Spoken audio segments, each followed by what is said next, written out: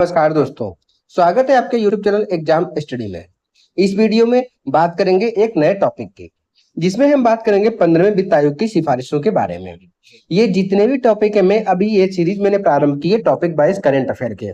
Topic wise current affair में 4 से 5 video आपने देखे होंगे, जिसमें मैंने बात की एक एक वीडियो में एक एक टॉपिक लेके आया हूँ। 10 से 15 मिनट में पूरा एक टॉपिक आपका खत्म होता है। और जितने भी आपके मेंस के एग्जाम के पॉइंट ऑफ व्यू से ये सभी टॉपिक बहुत ही महत्वपूर्ण है।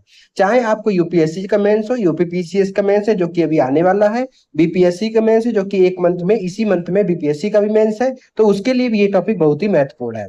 आरएस का मेंस है, चाहे आपका एमपीपीएससी का मेंस है, मतलब कि मेंस के पॉइंट ऑफ व्यू से ये सभी टॉपिक बहुत ही महत्वपूर्ण है।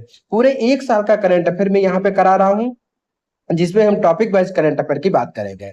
आज हम बात करेंगे 15वें वित्त आयोग की सिफारिश के बारे में। 15वें वित्त आयोग की सिफारिश में देखेंगे कि इस आयोग ने क्या क्या सिफारिशें दी है। ये आपको टॉपिक बहुत ही महत्वपूर्ण है, आपके जितने भी एग्जाम्स हैं उन सब के लिए। अब हम देखते हैं इसमें क्या क्या प्रावधान है। हर एक प्रावधान को मैंने बारीकी से, बिल्कुल एक एक प्रावधान को लेकर आया हूं और सभी को मैं बिल्कुल अच्छे से यहाँ पे बताया हूं आपको। और अगर इसका आपको पीडीएफ चाहिए तो पीडीएफ का लिंक मैंने डिस्क्रिप्शन बॉक्स में दे दिया है, वहां पे आप जाइए, वहां से पीडीएफ को डाउनलोड कर सकते हैं। बाद बाकी वीडियो को पूरा देखिए। अगर वीडियो अच्छा लगे तो वीडियो को लाइक कीजिए। अगर चैनल पे आप पहली बार आए, चैनल को सब्सक्राइब कर लीजिए, क्योंकि आगे आने वाले दिनों में जितने भी आपके आगामी एग्जाम्स है, उन सब के लिए जितने वीडियो में लाऊंगा वो सभी बहुत ही महत्वपूर्ण रहेंगे।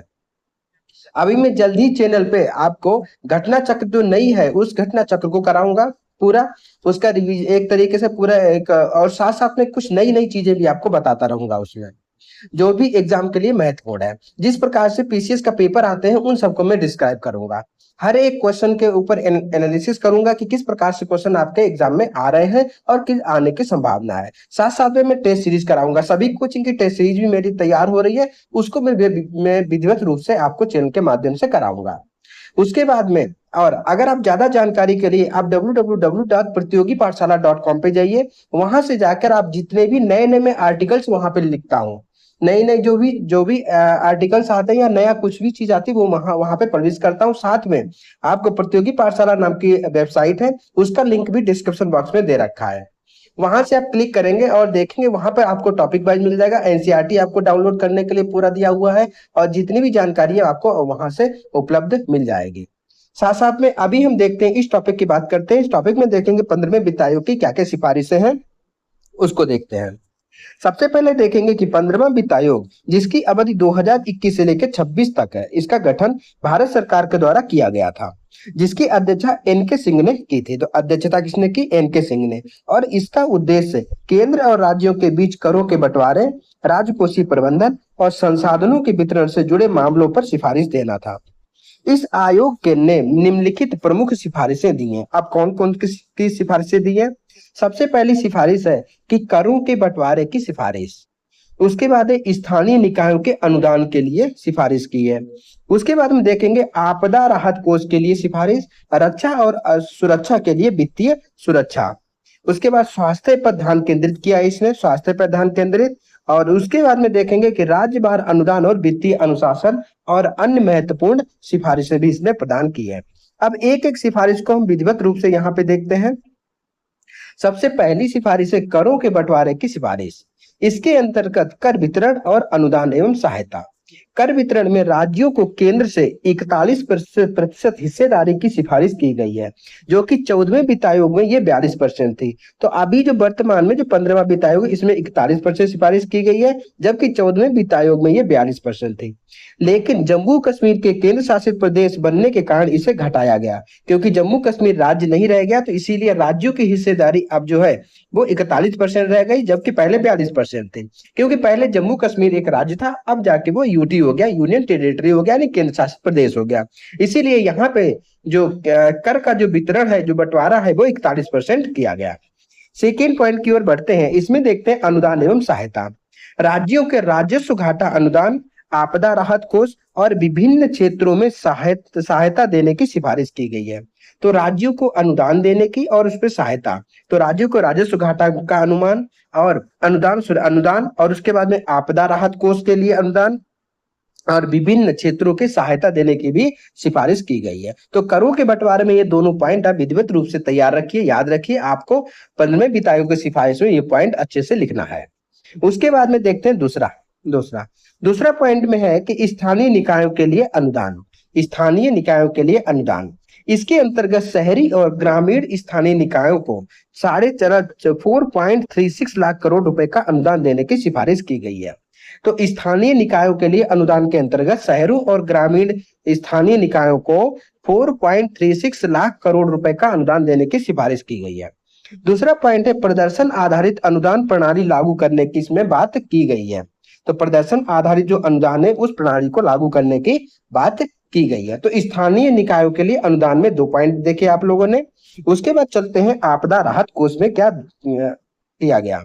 तो आपदा राहत कोष, राज्य आपदा प्रतिक्रिया कोष SDRF के लिए 1.6 लाख करोड़ रुपए का निर्धारित किए गए और महामारी तथा आपदाओं के लिए विशेष प्रावधान रखने की भी इसके अंतर्गत सिफारिश की गई है। तो ये हो गया आपदा राहत कोष के बारे में।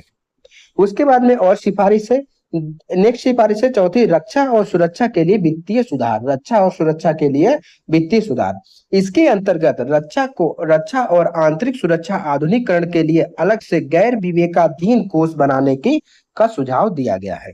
तो रक्षा और आंतरिक सुरक्षा आधुनिकीकरण के लिए क्या किया गया है, तो गैर विवेकाधीन कोष बनाने का सुझाव दिया गया। दूसरा पॉइंट है कि रक्षा क्षेत्र के लिए एक विशेष निधि बनाने की सिफारिश की गई है। तो रक्षा के क्षेत्र के लिए एक विशेष निधि बनाने की इसमें सिफारिश की गई है। अब देखते हैं स्वास्थ्य क्षेत्र पर ध्यान। स्वास्थ्य क्षेत्र पर ध्यान देखते हैं तो इसके लिए सिफारिश की गई है कि स्वास्थ्य क्षेत्र में सुधार के लिए विशेष अनुदान और योजनाओं की सिफारिश की गई है।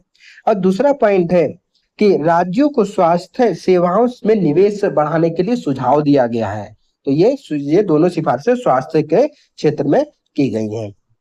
नेक्स्ट देखते हैं राज्यवार अनुदान और वित्तीय अनुशासन। तो राज्यवार अनुदान दिया गया और साथ साथ में वित्तीय अनुशासन भी करने के लिए कहा गया। कमजोर राज्यों को वित्तीय संतुलन बनाए रखने के लिए राजस्व घाटा अनुदान देने की सिफारिश की गई है। जो कमजोर राज्य हैं उनका जो वित्तीय संतुलन को बनाए रखने के लिए कुछ राजस्व घाटा अनुदान दिया गया, उसकी सिफारिश की गई है। और राज्यों को अपनी GDP के 3% तक के ऋण लेने की अनुमति, जिसे अब 3.5% तक कर दिया गया। तो राज्यों को अपने GDP के 3% के तक ऋण लेने की अनुमति जो थी पहले, अब उसे 3.5% बढ़ा दिया गया इस सिफारिश के अंतर्गत, 15वें वित्त आयोग की सिफारिश के अंतर्गत।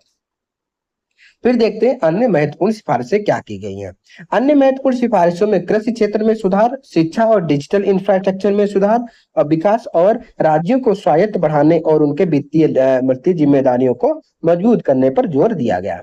तो अन्य महत्वपूर्ण सिफारिशों के अंतर्गत पहला देखा कि कृषि क्षेत्र में सुधार और किसानों को प्रत्यक्ष लाभ हस्तांतरण यानी कि डायरेक्ट बेनिफिट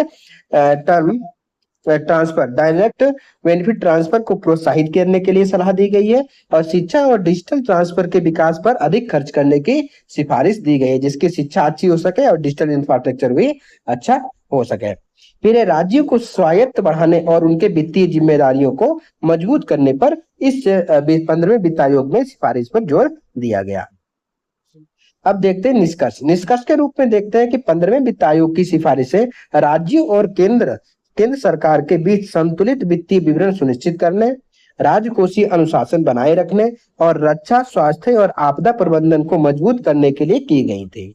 इससे भारत की आर्थिक स्थिरता और सतत विकास को बढ़ावा मिलने की संभावना है। तो इस प्रकार से ये मैंने पूरा टॉपिक जो कि 15वें वित्तीय आयोग की सिफारिश है, ये आपका बहुत ही महत्वपूर्ण टॉपिक है। मैंने कम समय में आपको बहुत सारी चीजें बता दी हैं। आप मेंस में इसी प्रकार से इन्हीं पॉइंटों को अगर आप लिखते हैं तो आपके मार्क्स भी अच्छी आएंगे, क्योंकि पॉइंट में चीजें देने से क्या होता है कि एग्जामिनर पॉइंट बाय पॉइंट पढ़ता है, उसको देखता है, हाँ ये सिफारिशें की गई है, और उसको मतलब कि एक संतुलित क्वेश्चन का आंसर आपको मिल जाता है।